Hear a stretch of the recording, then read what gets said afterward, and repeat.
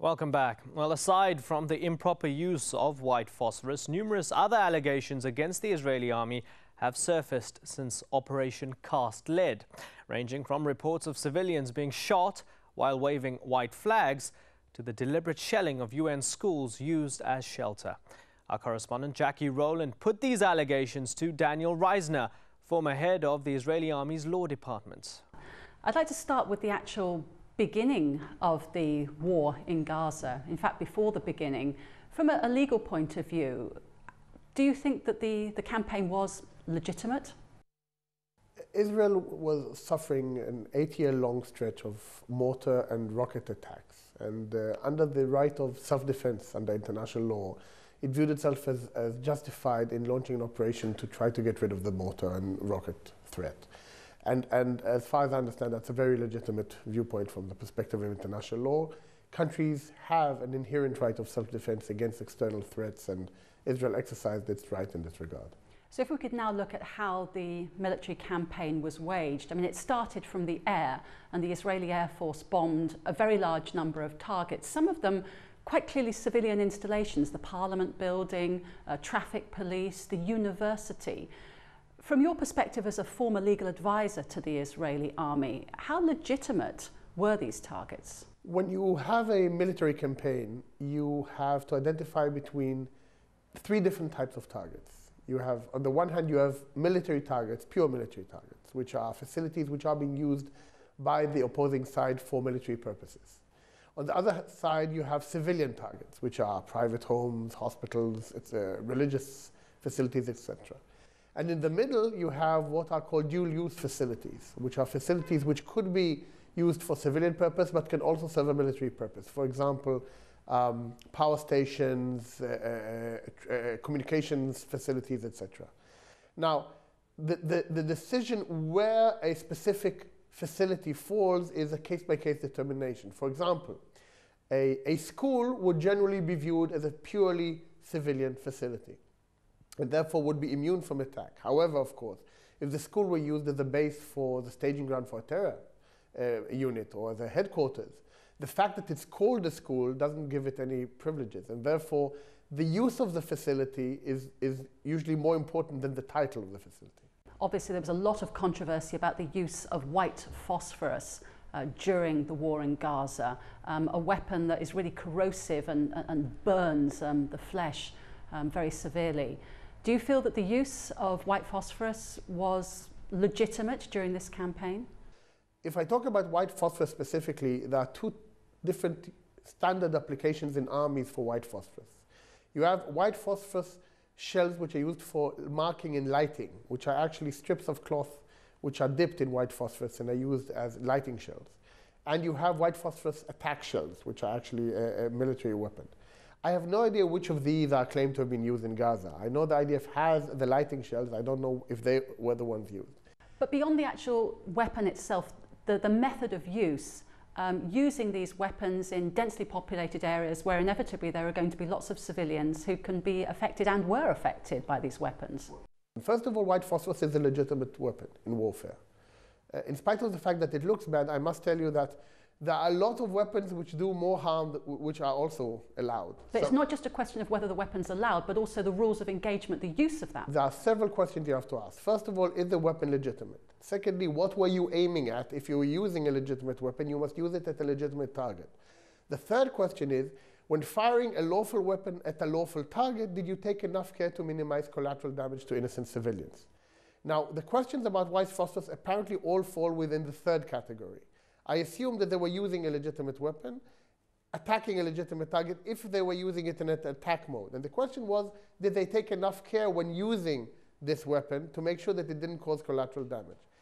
Now, I do understand that the IDF has launched an investigation on the allegations of the use of white phosphorus, and I'm actually eagerly anticipating the results of that investigation, because so far the IDF has come up with very clear results from its investigation, including admitting fault when it's found that it has done something wrong. So I think we should wait to see what the results of the investigation are and then understand better what happened. Well, as the war on Gaza unfolded, medical teams began reporting the strange injuries they were struggling to treat caused by white phosphorus. Burns to just 10% of the body can be fatal because of the rapid damage to the major organs. Abu Hanima's one family still coping with the deadly legacy of this weapon. 3 months have passed since the war on Gaza, and for most people here, life is regaining some form of normality. Others, however, are still dealing with the fallout of the conflict.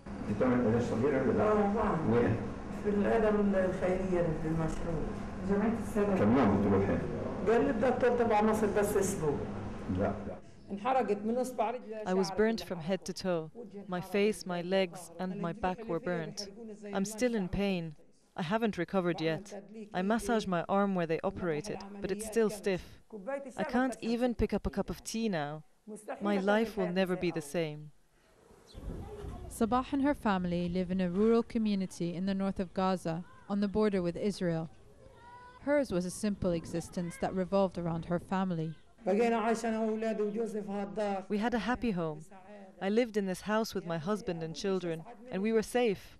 I was the happiest person in the world. 16 people living in this house happily together. It was heaven. But all of that changed when on the 4th of January, the Israeli army entered their village, Siafa, under the cover of a white phosphorus smoke screen. At first, I saw the white phosphorus shells. They fired them here, nearby, over the farmland. My daughter-in-law called me over and said, "Look at what the Israelis are doing." We thought they were celebrating. We were on the balcony and saw it land in the fields. 15 minutes later, they dropped it on us. It fell through the roof. They were like ropes, like the tentacles of an octopus that spread everywhere, killing and burning anything they came in contact with. The shell took the lives of 5 members of Sabah's family, her husband, and 4 of her children, including her youngest daughter Shahid, who was 1 year and 3 months old. Her other 2 sons, Yusuf and Ali, narrowly escaped. I was in a lot of pain. We were all crying. Me, Ahmed, Mahmoud, Umar, and Ali. When he came downstairs, he couldn't breathe or speak. We tried to save my father and Abed, but we couldn't. They were on fire.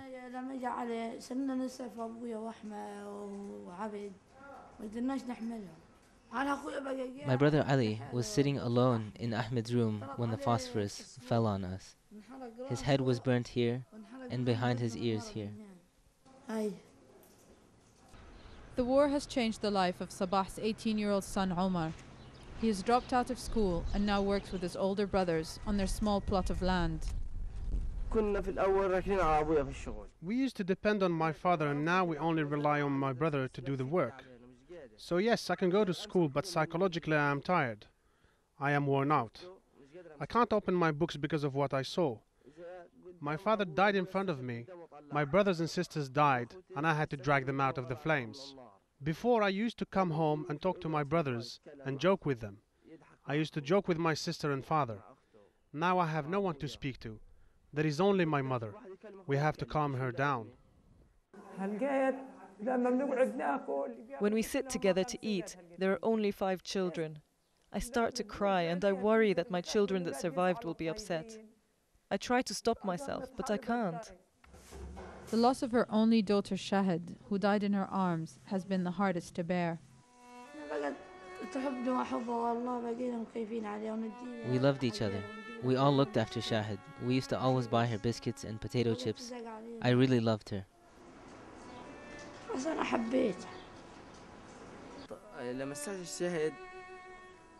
When Shahid died, I lost it. My only sister died. I lost my mind. I hate to see young children now. I can't stand to see them. When your only sister dies, you lose your mind. Everything has changed. I feel lost. I don't know where to go. My house is destroyed. My husband has died. My children have died. All the happiness is gone. I'm miserable. Of course, we'd like to hear your views on the issues and on the program. Email us on focusongaza@aljazeera.net. Thank you for watching.